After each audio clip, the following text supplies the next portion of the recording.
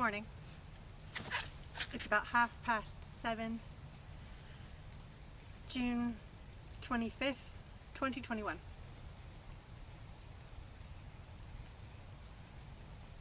I don't know if you can hear the rain. It's still raining a little bit, hence the umbrella. But I want to make a video diary of my projects, and I've hesitated before because it's never been the right time. I didn't have enough energy, or cosmetic things like my house isn't clean enough, my workshop isn't clean enough. I don't want to show you things that I'm working on if my floors haven't been swept and you can see it in the video, or maybe I didn't brush my hair that day. You know, things like that. Well, I'm up, I'm washed, I'm dressed. I don't think I actually brushed my hair. Oops. Welcome to my Hobbit Hole.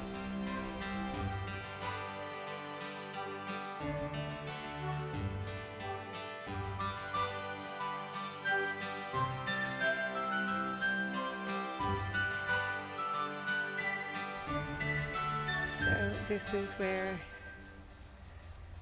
I let wild plants grow. I encourage some plants to grow, plant some other things.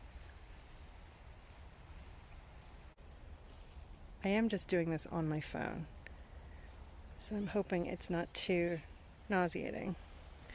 Right. More wildflowers.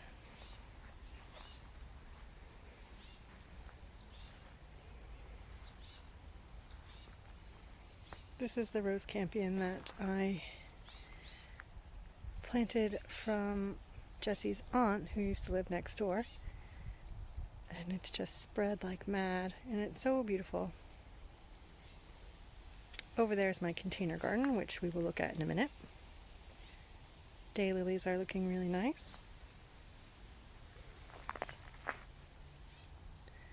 And then this is the door of the garage that I painted a few years ago to look like the paintings on the houses in the village of Zalipie, Poland. These ones here are mostly wildflowers. The really full one is one I planted myself, accidentally overseeded because the bag split open and dumped a bunch of seeds in there. This one seeded itself last year. It's, let's see, there you go. Let's focus on that. Coreopsis buds. Those will be open soon. We've got phlox. This pot I call the cories. It's coriander and coreopsis. If you're an 80s kid or a late 70s kid, you'll probably know of the cories. Herbs in various states of growth and distress. My basil's bouncing back actually. I tucked it in here because it was getting too much direct sun and a lot of the leaves burnt off, so that's good. But the Thai basil is nearing the end, and that all needs to be harvested. I really do need to harvest a lot of these things, like my sage and thyme. And then the chives are on their second growth. And some volunteer lettuces that I was picking leaves off of early in the year, but it got too hot for a while, so those are, you can see they're getting really leggy, and they're about to go to seed. And then rosemary and lavender, and then mint that needs to be weeded. There's grass in there, and then more phlox. And then this is the spring bulb bed. I really need to plant something in here that is going to bloom in the summer, because mostly it just looks like a bunch of greenery, which is fine, but I would like some more flowers in there. So this is the view of the mini meadow in front of the Hobbit Hole and the bird feeders. Now we're going to move to the back garden. Over here is my lilac that I planted in absolutely the wrong location because it is barely growing. It's a few years old. 5 years old, I think, at this point. But it bloomed really well this year. But I think it needs to be dug up and moved somewhere a bit more sunny. And then these are bleeding hearts, which grew really well this year, had nice, lovely blooms on it, and they do really well in the shade over here. This is, when we first moved in, the tenant before us had a above ground swimming pool back here. So what we did was we put a fire pit in the middle of the sand that the swimming pool was on. But years of neglect and not using the fire pit very much in the backyard, things started growing up. So we started using it again this year after a few years of not using it. But it's still, we haven't used it since March, and it is, or April, and it's already getting grass and things around it. But our plan is to build a 24-foot by 24-foot raised patio and fill it with gravel. I would like pea gravel because I think it looks nicer, but we might not be able to afford that. So it might just have to be regular builder's grade gravel, but that's what's going to go there. It will have posts at the corners and maybe halfway through, so every 12 feet around. It's going to have the fire pit, probably not in the direct center, but off to one of the sides. And eventually we're going to build an outdoor oven fire pit combo thing. Over here is the milkweed patch. They really like sandy soil, so they've done well over here. It's, like I said, it's rainy today, but there's some of their blooms. I haven't seen any butterflies yet, but that's really fun. Brush pile, yeah, but imagine, nice big patio here. If you follow Kate at the Last Homely House, you will know about her pavilion, and that's the vision I have in my mind. I want a pavilion. Morning, it's the next day, and I'm going to show you what I'm working on today in the garden. This is my gardening uniform, old coveralls, and this ridiculously large hat. It's not sunny out, not even raining. Don't actually need this hat, but it's part of my uniform and it makes me feel ready for gardening. And yes, I fully appreciate how ridiculous it is. I mean, I get bees attacking me because they think I'm like a giant flower. It's hilarious. Anyway, let me show you what I'm working on today. Okay, so we're at the side of the house that I forgot to tell you about yesterday. I showed you this door and this little bit of garden here. So if we come around here, this wall is going to be full of potting benches. This year, where that bag of potting soil and mulch are, there's just going to be one short, maybe 5 foot long potting bench that's going to go against that wall, and then eventually over the next couple of years we'll build extra ones out there so I have more table space. For now, though, today's job is to work on trimming the grass and other things. I'm going to leave the flowers, but the grass and stuff I'm going to trim today. Right, so I have raked up all of the grass that I trimmed a few days ago, and I trimmed a little bit more. I don't know that I'm going to be trimming much more this summer. I'm just going to work on maintaining this bare space. I'll probably have to dig up that rose campion once it is done flowering for the year. They're biennials, so this is the last year that that plant is going to do anything. So I don't feel bad about that. But when that's done with its flowering, I'll dig that up, and then we can have that space and plenty of room around it to put the potting bench there. All right, that about wraps up my gardening update for this time. I don't know how much more of the garden we're going to get to over the next month, since a lot of the projects that we have in mind require wood that's been treated so it can handle being on the ground, and that's in short supply these days. Everything seems to be out of stock near where we are.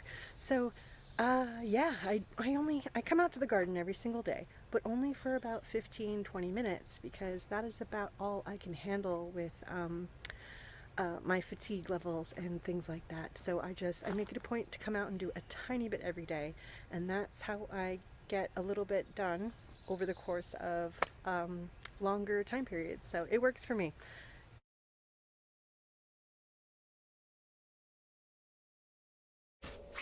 So today I will talk to you about the 3 patterns I'm using the most often this season.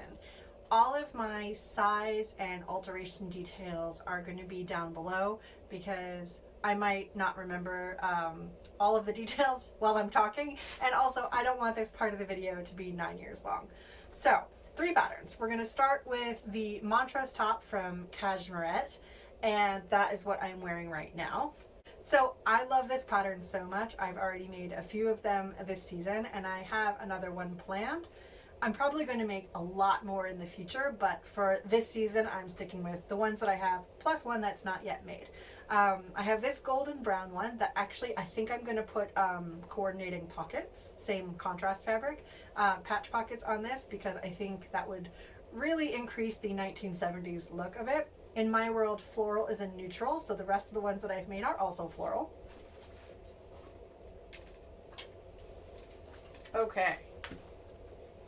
This one, a gray and pink floral, and then this one, a blue and pink floral. Those are the 2 I have so far, along with this one. The one I'm going to make next is this amazing gardening themed fabric.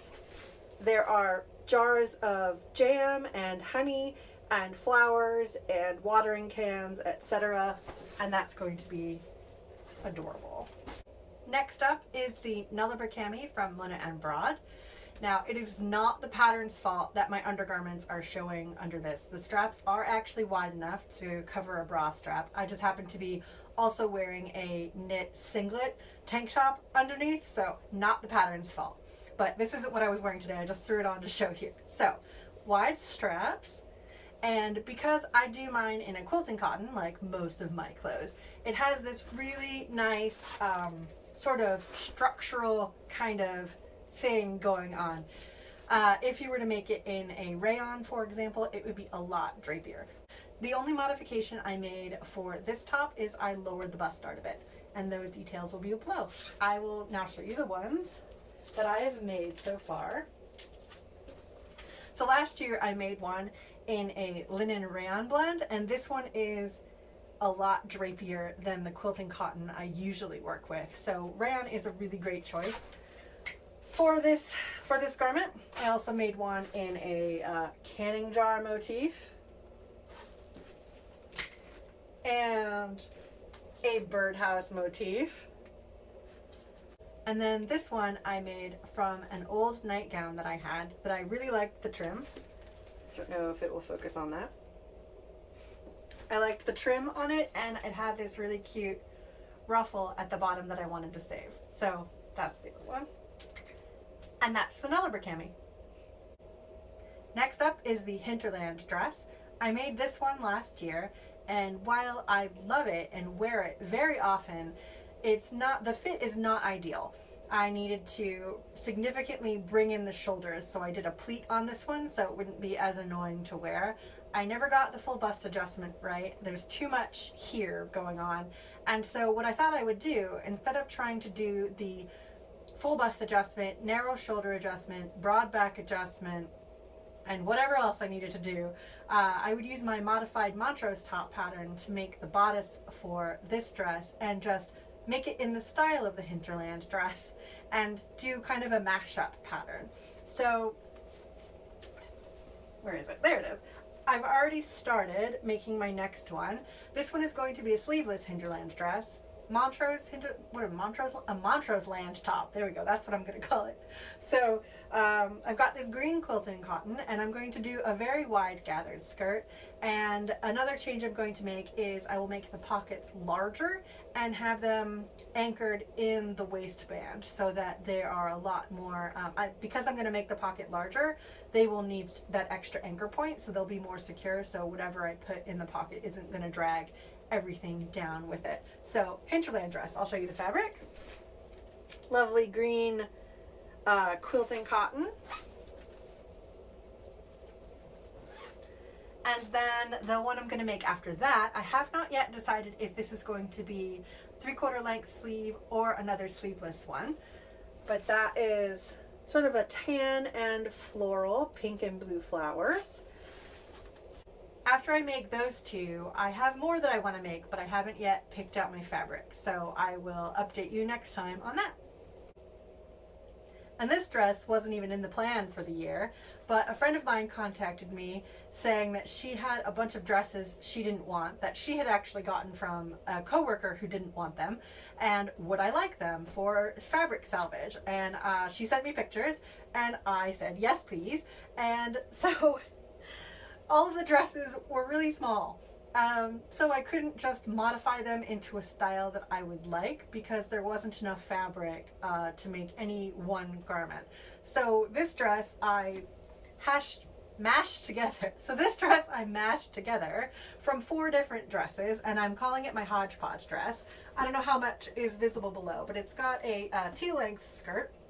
It's really full and nice and light, and I think the fiber content is mostly cotton and linen with some linen rayon blend. So I put the heavier weight one as the bodice because this is a whole lot of skirt that it has to hold up.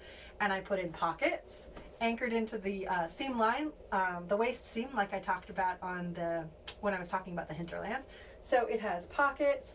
It's really light. It's actually kind of heavy to when you're just holding it, but once you put it on, it is really light and flowy, and I love it. And I'm going to add on a little bit of video at the end of me twirling in it because I haven't yet gotten any outside full-length pictures in this dress since I made it because it has been a heat wave and I don't want to go frolicking outside and fall over because it's too hot. So that is what I'm sewing this summer, and I will update you next time when I finish all of these and set up my new plans for the rest of the summer for sewing. I don't really anticipate being able to maintain an upload schedule with any sort of regularity, so I'm just not going to have a schedule. I'm going to go easy on myself. I want this project video diary thing to be sustainable, and that means being flexible. As I mentioned earlier in the gardening segment, I have to manage chronic fatigue. And the way I do that is by working in tiny bite-sized pieces over a long period of time. So I will film an update video when I have any progress worth showing. So this video was gardening and sewing, and next time I will do a knitting and spinning update. But after that, I don't really have a plan. I would like my future videos to be a little less show and tell, like this one was, and I want them to show a little bit more of my process along the way. So I have so many project ideas buzzing in the back of my head. So as I work on them, I'm going to try to remember to film some of that process. So whatever you're working on today, whatever you're up to, I hope you're having a very good day. And thank you so much for watching. Bye for now.